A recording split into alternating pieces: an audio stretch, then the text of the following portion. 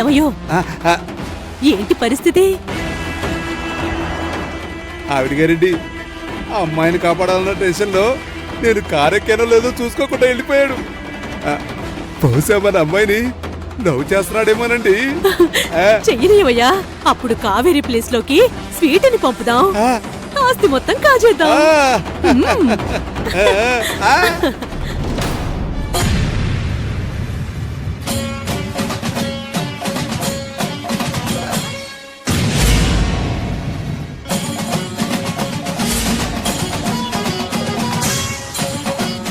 తల్లి, నా భర్తని రక్షించుకోవడానికి అన్ని రకాలుగా ప్రయత్నిస్తున్నాను. సాక్షాత్తు మృత్యువుకు అధిదేవత అయిన యమధర్మరాజుతోనే పోరాడుతున్నాను. ఇలా ఎంతకాలం పోట్లాడగలను తెలియడం లేదు.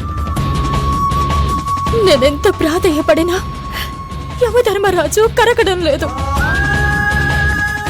నీ దయతో నెట్టుకొస్తున్నాను. చిన్ముద్రిక కోసం అత్తయ్యని నడవకుండా చేశారు. నీ దయ వల్ల అత్తయ్య కాళ్ళని బాగు చేసుకోగలిగాను. కానీ ఆ తర్వాత ఏం చేస్తారు అని భయంగా ఉంది తల్లి. నువ్వే కాపాడాలి. హర హర మహాదేవ శంభో శంకర, హర హర మహాదేవ శంభో శంకర. అమ్మవారు దారి చూపించారు తల్లి, అందులో ఏ సందేహమూ లేదు.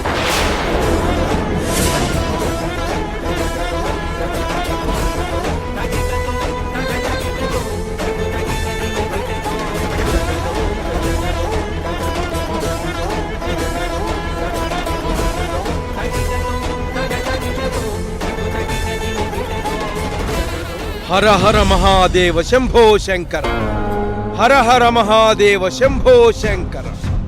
స్వామి, దేవుడెప్పుడు ప్రత్యక్షంగా వచ్చి సాయం చేయడు అంటారు. మీలాంటి వాళ్ళ ద్వారా సాయం అందిస్తాడు. ఈ పరిస్థితిలోంచి నేను బయటపడ్డానికి మీరే దారి చూపాలి.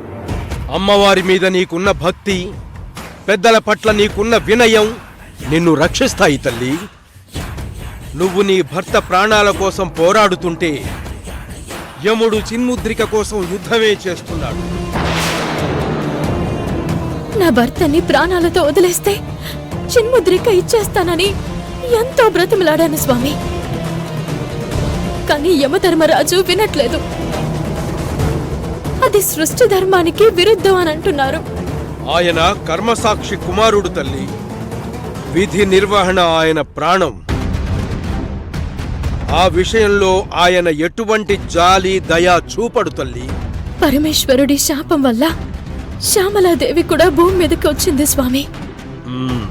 యమధర్మరాజు కన్నా ఆవిడ ఇంకా కఠినంగా ఉన్నారు. సహజమే తల్లి. నీ భర్త కోసం నువ్వు ప్రయత్నిస్తున్నట్టే తన భర్త కోసం ఆవిడ ప్రయత్నిస్తోంది. ఇప్పుడు నువ్వు చెయ్యవలసిందల్లా ఉపాయంతోనే ఈ అపాయాన్ని దాటాలి. నేను చెప్పినట్టు చెయ్యి తల్లి. అదేంటో చెప్పండి స్వామి, చేస్తాను. అకాల మృత్యువుని ఆపగలిగేది మృత్యుంజయ మంత్రం.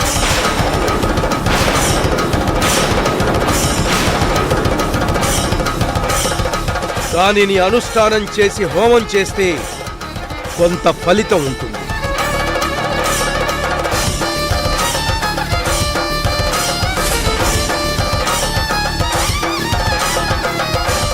నా భర్త కోసం ఎలాంటి వ్రతమైనా ఎలాంటి పూజైనా చేస్తాను స్వామి. మృత్యుంజయ హోమాన్ని నియమ నిష్ఠలతో చెయ్యాలి. అప్పుడే అకాల మృత్యువు నుంచి బయటపడొచ్చు. అలాంటి హోమాన్ని మీ ఇంటనున్న యముడితోనే జరిపిస్తే మహాపవిత్రత ఉంటుంది. ఖచ్చితంగా నీ భర్త ప్రాణాలకి ఎలాంటి ప్రమాదము ఉండదు. స్వామి లేదండి, మృత్యువుకి అధిదేవత అయిన యముడితో మృత్యుంజయ హోమాన్ని ఇంతవరకు ఎవ్వరూ జరిపించలేదు. నీ భర్త ప్రాణం కోసం నువ్వు జరిపించు.